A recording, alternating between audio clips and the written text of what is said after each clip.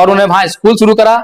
उस स्कूल में मात्र 1.5-2 महीने में उन्होंने ऐसे छोटे छोटे 25 बच्चे आचार्य बना दिए। 25 बच्चे, बताइए। और वो स्कूल जो है बिल्डिंग नहीं है, छप्पर में चल रहा है। साइड में भी छप्पर की वो लगी हुई है, वो घास फूस की जो है उसकी जो है, और उसमें चल रहा है हमारा स्कूल। अगर ये 22 लाख रुपए धम्पत संघ को मिल जाए तो बताओ धम्पत संघ क्या कर सकता है? बहुत कुछ, है ना। तो ये जो करोड़ों रुपए हम खर्च कर रहे हैं, ये हमारे बाप की बपौती नहीं है। ये करोड़ों रुपए जो बाबा साहेब के नाम पे हम खर्च करते हैं, दान उठाते हैं, ये हमारे बाप की बपौती नहीं है। ये बाबा साहेब की संपत्ति है ये, और ये बाबा साहेब के मिशन पे खर्च होनी चाहिए। गलत कह रहा हूं, सही कह रहा हूं? तो अब अगर आप लोगों को ये समझ में आ गया है, तो अब मैं आपको ये समझाता हूं कि ये जो है मिशन जो चल रहा है ये है क्या, ये पूरा कैसे होगा, और मुश्किल काम है कि आसान काम है। अच्छा ये बताओ, बॉल बनाना मुश्किल काम है आसान काम है? बॉल बनाना मुश्किल काम है। अच्छा चलो चेक करते हैं अभी, मुश्किल काम है कि आसान काम है। मुझे तो मुश्किल लगा नहीं अब तक, मुझे तो इससे आसान काम कोई नहीं लगता है। चलो अच्छा ये बताओ, आपके घुटने में अगर दर्द हो रहा हो और मेरे पास आपके घुटने की दर्द की दवा हो, तो मैं आपके पास आऊंगा या आप मेरे पास आओगे? और मैं कहूं ना कहूं, और मैं आपसे कहूं कि पैसे में दूंगा, हाँ भैया पैसे ले ले, ऐसी होगी बात? 10 रुपए की नहीं दूंगा, 100 रुपए की दूंगा, भैया 100 रुपए ले ले, करो नहीं करोगे? इसका मतलब यह है कि हमारी जरूरत की चीज जहां पर भी होती है, जितने भी मिलती है, हम उसको लेकर आते हैं। मजबूरी है ना, सरकार कितनी महंगाई कर दे लेकिन खाना पीना करेंगे करेंगे, मजबूरी है। तो ऐसे ही ये जो भगवान बुद्ध का धर्म जो है, इसको अब तक हमने समझा ही नहीं कि ये चीज क्या है। ये हमारे समाज की सभी बीमारियों की दवा है। दवा है। दवा कैसे है? क्या कोई भी आदमी ये नहीं चाहता कि उससे कोई भी गाली दे के बात करे? कोई चाहता है क्या? पूरी दुनिया में कोई भी आदमी हो, मुसलमान हो, ईसाई हो, हिंदू हो, कोई नहीं चाहता। कोई नहीं चाहता। सब चाहते हैं ना।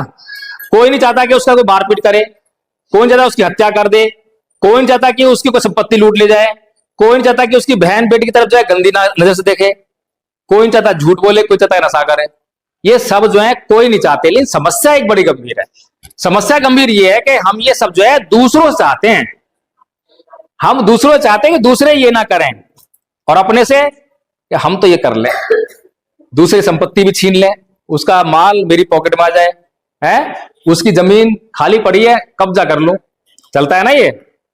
और गाली मारा खींच के गाली दे रहा है, हम चाह रहे हैं उसके प्रति।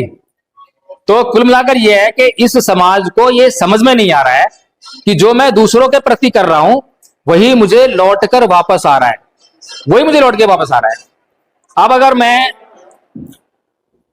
मुझे कोई गाली दे, मुझे कोई गाली दे और मैं उसको पलट के गाली ना दूं तो क्या होगा?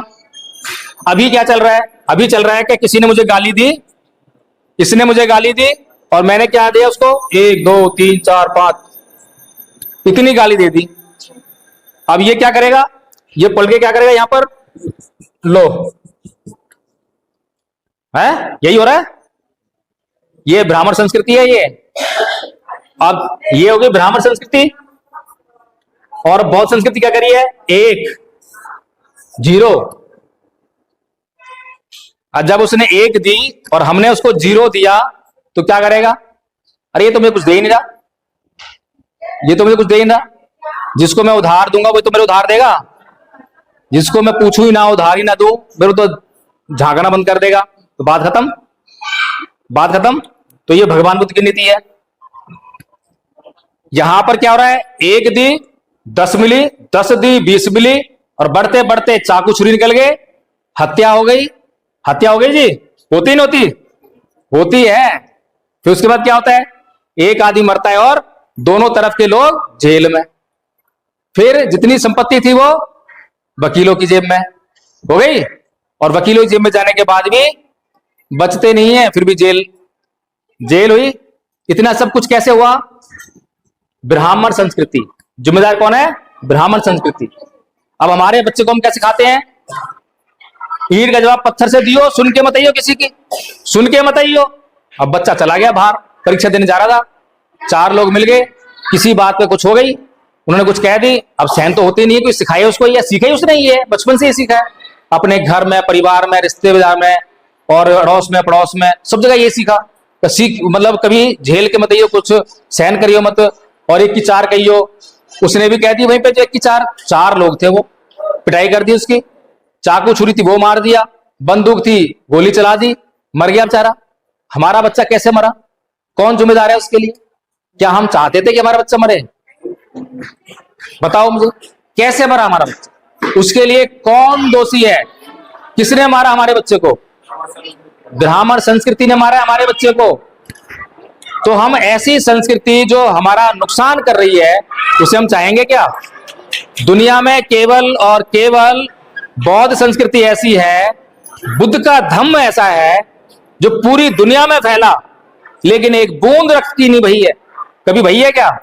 कभी नहीं बही है। जब हमारे महापुरुष अपना सच्चा आंदोलन करते हैं तो एक बूंद रक्त की नहीं बहती है और चारों तरफ खुशहाली खुशहाली बहती है। लेकिन दुनिया में कोई ऐसा धर्म नहीं है दूसरा जो है जिसने अपना प्रचार किया हो और हिंसा का सहारा ना लिया हो। देख रहे हो ना, आज हिंदू लोग हिंदू राष्ट्र बना रहे हैं, कैसे बना रहे हैं? बोल जय श्री राम, बोल जय श्री राम है। कभी गौरक्षा के नाम पे मार रहे हैं, कभी कुछ मार रहे हैं, और मुसलमानों जिहाद करते हैं। तालिबान आपके सामने दिखाई दे रहा है, हिंसा ही हिंसा। तो भगवान बुद्ध का धर्म जो है कभी भी कलंकित धर्म नहीं है, इतिहास गौरवशाली है, पूरा इतिहास गौरव से भरा पड़ा है। और सबसे बड़ी बात क्या है कि मुसलमानों के दर्द की दवा भी भगवान बुद्ध के पास है। पूरी दुनिया आज युद्ध की अग्नि से जल रही है, पूरी दुनिया आज जो है भगवान बुद्ध की तरफ देख रही है। भगवान बुद्ध चाहिए आज दुनिया को।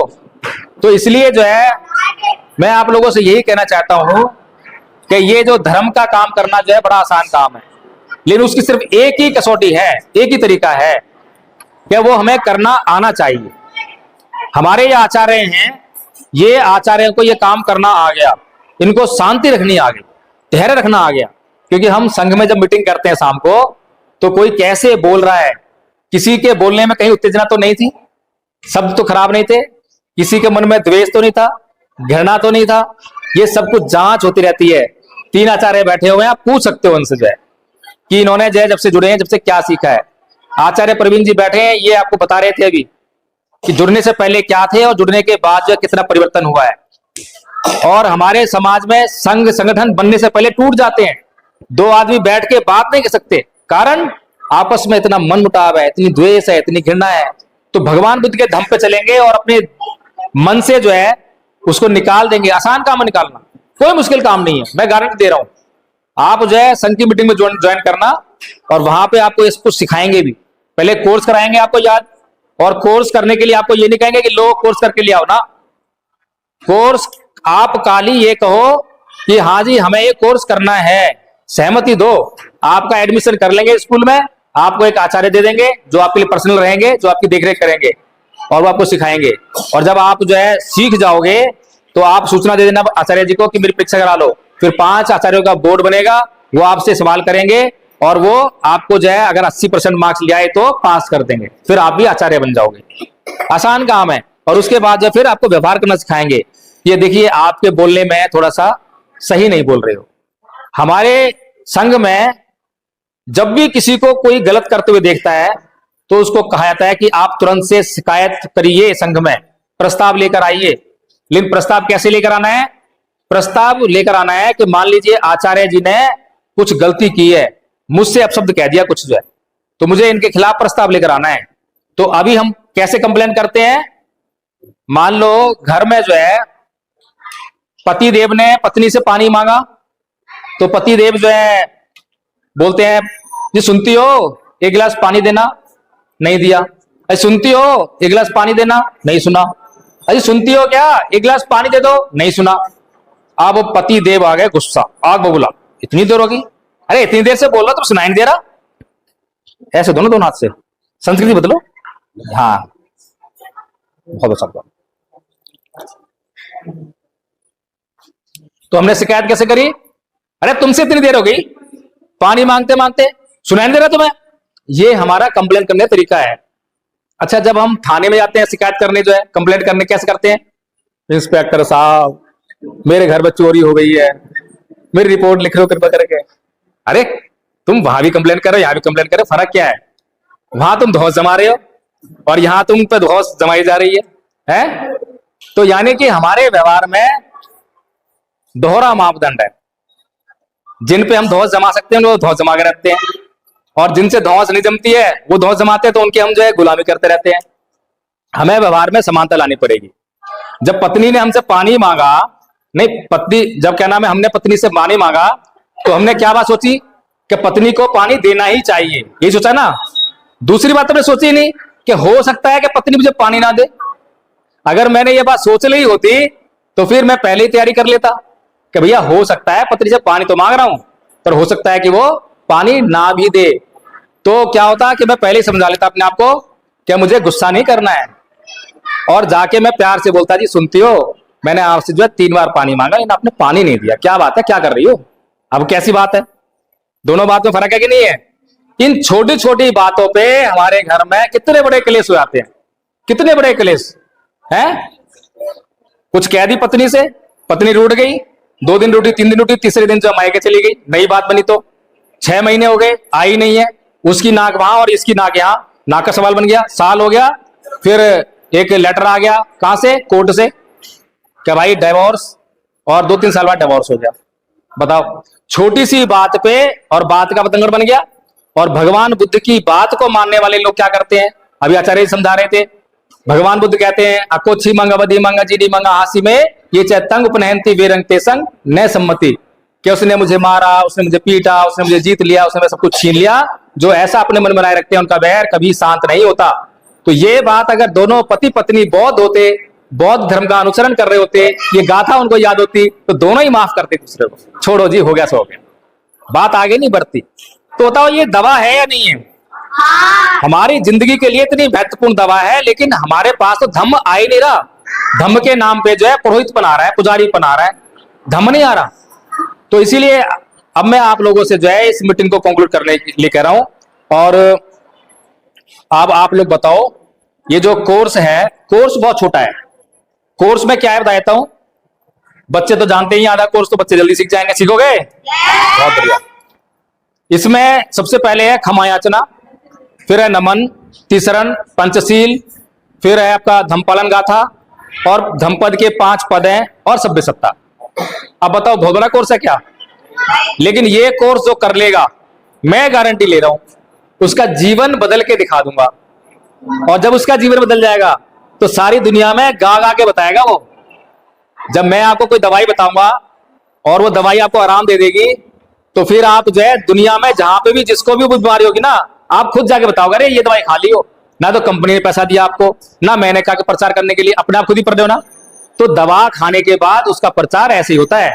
तो केवल भगवान बुद्ध का धर्म है जो दवा है, और ये दवा खा ली तो इसका प्रचार अपने आप होने लग जाएगा, क्योंकि दवा बड़ी गुणकारी है, बड़ी लाभदायक है। तो इसका कोर्स करने के लिए कौन कौन राजी है ये बताओ। अरे वाह वाह, आप लोग नहीं करोगे? करोगे करोगे करोगे। तो ठीक है, फिर आपके ही गांव से हमारे आचार्य प्रवीण जी हैं, तो इनके माध्यम से आप लोग गूगल मीट पे जुड़ोगे।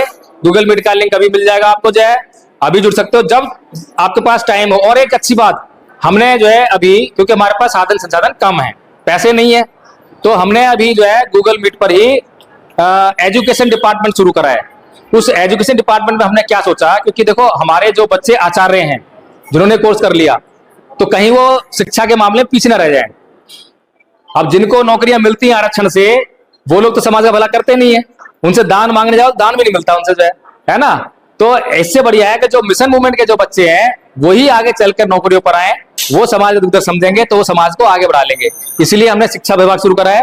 ऑनलाइन जैसे हमारे ये बच्चे बन गए, तो इनको हम जो ये देखेंगे कि हमारा बच्चा क्या कर रहा है, पढ़ाई कर रहा है या कुछ और कर रहा है, क्योंकि माँ बाप को सुनता नहीं है बच्चा कई बार, लेकिन यहाँ आदरणीय है और आचार्य का व्यवहार, आचार्य बन गई, लेवलिटी आ गई है, तो वो वहां सुनने लगता है। तो इसीलिए हमने वो शुरू कर दिया, और वहां पे हम इंग्लिश, मैथ्स, इसकी कोचिंग भी देते हैं। इसके आगे चल के थोड़ा कंपटीशन की जैसे जैसे ग्रो करेंगे वैसे वैसे और भी सारी व्यवस्थाएं होने वाली हैं। और सबसे बड़ी बात क्या है, आपको मैं बता देता हूं, इस संघ का मालिक कौन है, किसी को मालूम है? ये धम्पत संघ का मालिक कौन है, मालूम है किसी को? नहीं मालूम? अच्छी बात है। इस धम्पत संघ का हर वो आदमी मालिक है, हर वो सदस्य मालिक है जो इस धम्पत संघ के लक्ष्य को अपना लक्ष्य बना लेता है। सिंपल सी बात है, कोई मालिक नहीं है। कोई संस्थापक होगा, लेकिन मालिक तो मैं हूं, क्योंकि मैंने ये लक्ष्य मेरा है, क्योंकि ये लक्ष्य बाबा साहेब ने मुझे दिया है। तो जिसने अपना लक्ष्य बना लिया वही धम्पत संघ का मालिक है। फिर दूसरी बात, इस कोर्स को करने के लिए फीस भी देनी पड़ती है। फीस दोगे भाई बच्चों? कोर्स करना है, फीस दोगे? कितनी फीस दोगे? है कोई बच्चों से कम लेंगे, बड़ों ज्यादा ले लेंगे? चलो समस्या हल कर देते हैं। इस कोर्स की फीस है डेडिकेशन, समर्पण। समझते हो क्या होता है?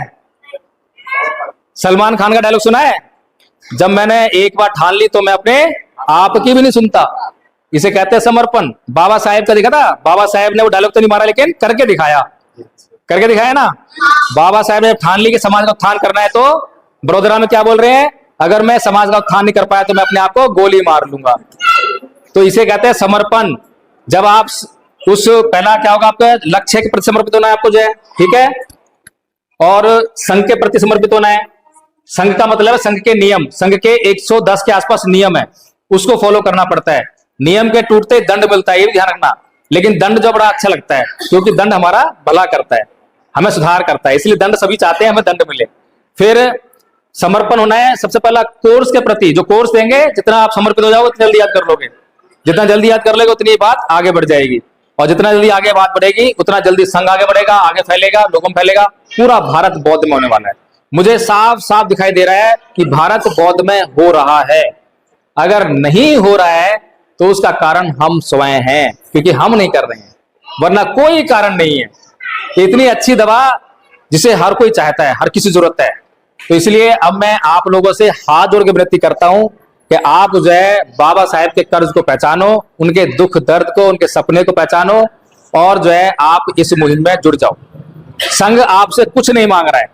जब आप संघ से जुड़ोगे तो आपको खुद ही जरूरत महसूस होगी, क्या संघ में ये काम चल रहा है, इसमें जरूरत है, चलो मैं ये सहयोग कर रहा हूं। संघ नहीं मांगेगा आपसे। संघ अगर कभी लायबिलिटी देनी होगी, जरूरत पड़ेगी, तो आपसे बोल देगा जी ये खर्चा आ रहा है, कुछ हो तो दे दीजिए। संघ जो है भगवान बुद्ध के नियम पे चलता है। भगवान बुद्ध का नियम मालूम है क्या था दान का? चलो फिर कभी बताएंगे, उसमें जुड़ना मीटिंग में, उसमें बताएंगे, क्योंकि बहुत लंबी हो गई है अब जो है।